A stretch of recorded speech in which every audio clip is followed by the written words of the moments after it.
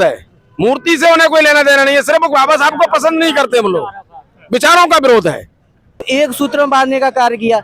बाबा साहब का विरोध करना बहुत ही निंदनीय कार्य है और जिन वकीलों ने ये कार्य किए उनको इनके खिलाफ वो होना चाहिए, FIR होना चाहिए।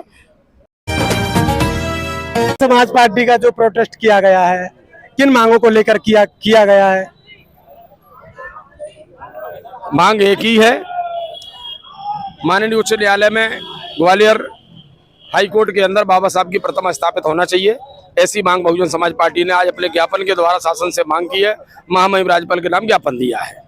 क्यों मूर्ति लगाना क्यों चाहते हो? बाबा साहब खुद नहीं चाहते थे कि मेरी मूर्ति नहीं, मेरी बात सुनिए। इसलिए कि चूंकि सुप्रीम कोर्ट में मूर्ति लगी हुई है, बाबा साहब पहले देश के प्रथम कानून मंत्री थे और आज जब कोई उनसे देखता है तो कम से कम उनसे प्रेरित होता है कि हमारे माननीय बाबा साहब की मूर्ति लगी हुई है और कानून के पहले मंत्री थे और संविधान के रचयिता हैं, संविधान उनने बनाया है।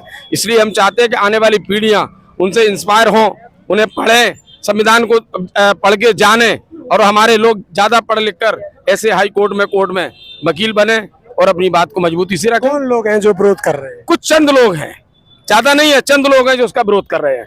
मैं उनसे भी निवेदन करता हूं कि आप अपने विरोध को छोड़ें और बाबा साहब की मूर्ति लगाने में अपनी सहभागिता निभाइए, क्योंकि बाबा साहब की मूर्ति लगेगी तो बहुत अच्छा लगेगा। हाई कोर्ट पर जो कि सुप्रीम कोर्ट में मूर्ति लगी है तो ग्वालियर हाई कोर्ट में मूर्ति लगना चाहिए। बाबा साहब की मूर्ति का विरोध है, फिर उसके विचारों का विरोध?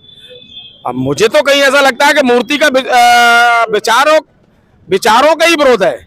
मूर्ति से उन्हें कोई लेना देना नहीं है, सिर्फ बाबा साहब को पसंद नहीं करते हम लोग, विचारों का विरोध है।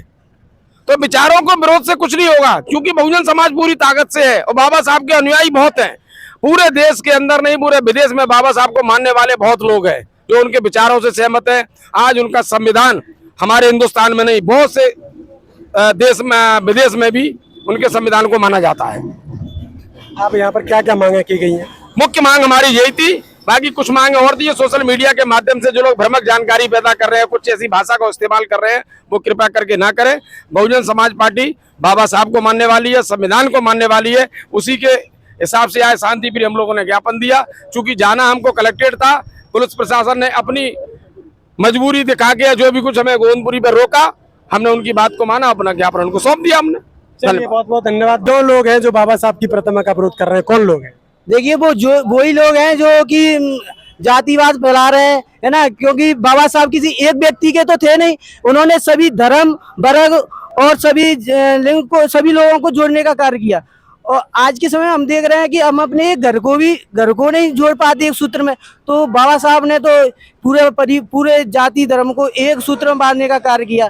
बाबा साहब का विरोध करना बहुत ही निंदनीय कार्य है और जिन वकीलों ने ये कार्य किए हैं उनको इनके खिलाफ वो होना चाहिए, FIR होना चाहिए।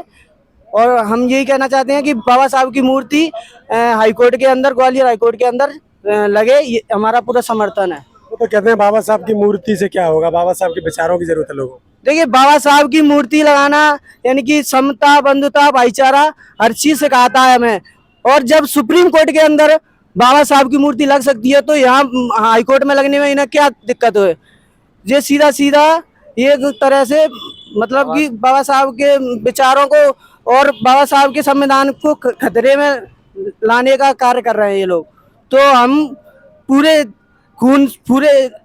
पसीने से हम बाबा साहब के मूर्ति को लगाने का समर्थन करते हैं।